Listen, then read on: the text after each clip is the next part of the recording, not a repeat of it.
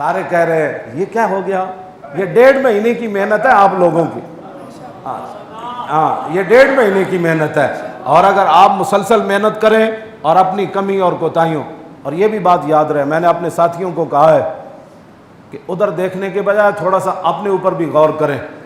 کیوں جی، جب حضرت سعد اور حضرت سلمان فارسی دریائے دجلہ میں گھوڑے ڈالنے لگے تو حضرت سعد نے اور سلمان فارسی نے آپس میں کیا مکالمہ کیا؟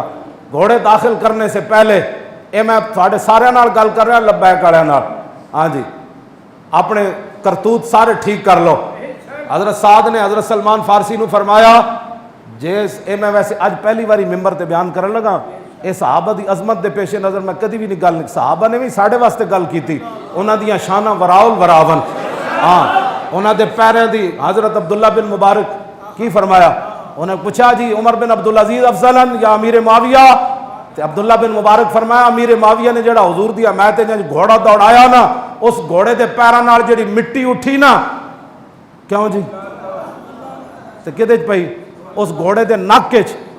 عمر بن عبدالعزیز تو اس کا مقابلہ بھی نہیں کر سکتا۔ صحابہ کے گھوڑوں کے پاؤں کی مٹی کی یہ شان ہے، یہ صحابہ نے ہمارے لیے بات کی تھی۔ ویسے میں مجمع میں بیان بھی نہیں کرتا کیونکہ ہماری قوم کا ذہن جو ہے وہ بڑا عجیب و غریب ہے۔ میں نے یہ بات ممبر پر پہلی بار بیان کر رہا ہوں۔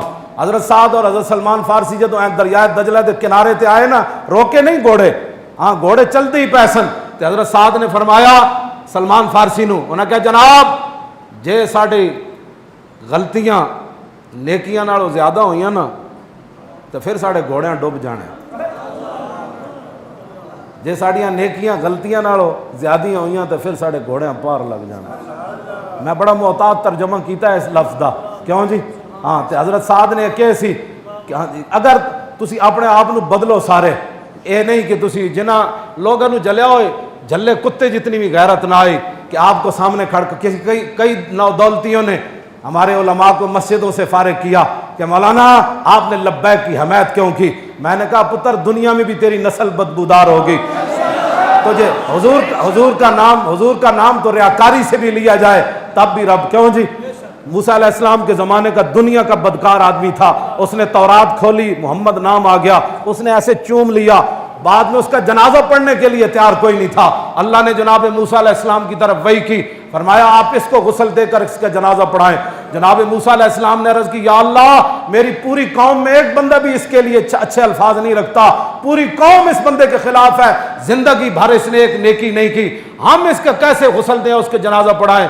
تو اللہ رب العالمین نے وحی کی، فرمایا موسیٰ اس کی اور نیکی کوئی بھی نہیں ہے کائنات میں، لیکن یہ نیکی ضرور ہے کہ ایک دن اس نے تورات کھولی، جب میرے حبیب کا نام آیا تو اس نے محبت سے چوم لیا تھا ایسے کر۔ ظالم تجھے یہ نہیں دیکھنا چاہیے تھا نعرہ کون لگا رہا ہے، کیسے لگ رہا ہے، کم از کم کلمہ پڑھنے کے بعد تم اتنی بھی حیا نہ رہی کہ مولانا لبیک کا نعرہ لگایا لہذا تم مسجد سے نکل جاؤ، مسجد تمہارے باپ کی ہے، ہاں تم نے اپنے چندے سے بنائی ہے، ہاں مسجد تو 3 دن کے بعد ویسے ہی وقف ہو جاتی ہے، وہ کسی کی باپ کی ملکیت رہتی بھی نہیں ہے، ہاں جی وہ تو بالکل وقف ہو جاتی ہے، وہ کسی کی ذاتی ملک کوئی کہے بھی تو نہیں رہتی، کیوں جی 3 دن کے بعد تو مسجد ویسی مسجد بن جاتی ہے۔ تم کون ہوتے ہو علماء کو اپنی نو دولتی ہو؟ انشاءاللہ تم سے یہ حساب لیا جائے گا کہ تم نے حضور کا نام لینے کی وجہ سے اور تم چوروں اور ڈاکوؤں کے ساتھ کھڑے ہو کر نیک ہو، اور ایک عالم اور ایک حافظ اور ایک قاری اور ایک مؤذن اور ایک حضور کے دین کا پہرے دار، اس نے لبیک کے مسجد میں نعرے لگوائے اور تمہیں ہضم نہ ہو سکا، اور اس ڈاکو کا ڈاکہ اور ختم نبوت کا غداری اور ناموس رسالت کی غداری، مسجدوں سے سپیکر اتارنا، مرزائیوں کو بہن بھائی کہنا تمہیں گوارا ہوا، اور نبی کے لبیک کا نعرہ تجھے گوارا نہ ہو سکا؟ ہمیں کہنے کی ضرورت نہیں، اپنے دل کے اندر جھانک، تم الحمدللہ مسلمان ہے، دل کے اندر جھانک، تم الحمدللہ عشق رسول ہے۔ میں نے تو ایسا عشق رسول نہیں دیکھا۔ عشق رسول تو یہ ہے کہ جب حضرت ام المومنین کے پاس باقی صحابہ آتے رہے، جب حضرت حسان آئے تو ام المومنین حضرت عائشہ صدیقہ نے ان کے لیے وہ گدا بچھایا اور چادر بچھائی، فرمایا حسان یہاں بیٹھیں۔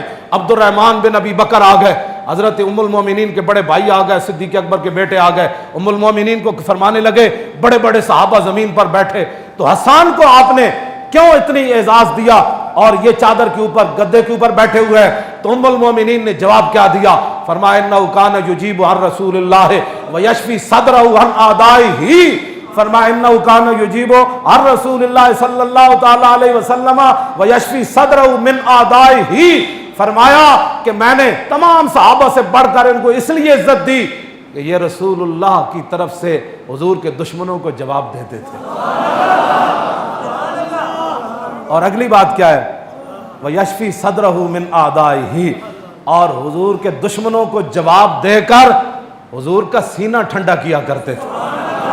तो बताओ, लब्बैक का नारा लगाने के बाद हुजूर के दुश्मनों को हम वो मात देते नहीं है, और जब हम कहते हैं लब्बैक या रसूल अल्लाह, तो इससे मेरे आका मौला खुश नहीं होते कि मेरा गुलाम बार बार कह रहा है हुजूर मैं हाजिर, मैं हाजिर, मैं हाजिर।